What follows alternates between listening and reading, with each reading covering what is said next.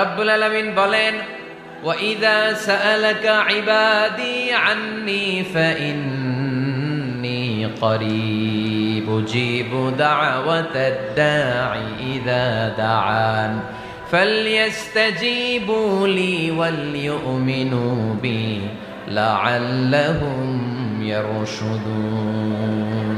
রব্বুল আলামিন বলেন, নবী হে, আমার বান্দারা যখন তোমাকে জিজ্ঞেস করে আমি কোথায়, তুমি বলে দাও ইন্নী করিব, আমি কাছে। আল্লাহু আকবার, তিনি কাছে।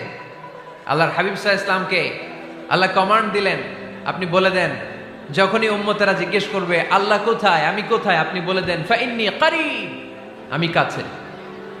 আরেক জায়গায় আল্লাহ ব্যবহার করলেন আকরাব, কাছে না। করিব মানে কাছে, আর আকরাব মানে সবচাইতে কাছে, the closest one, the most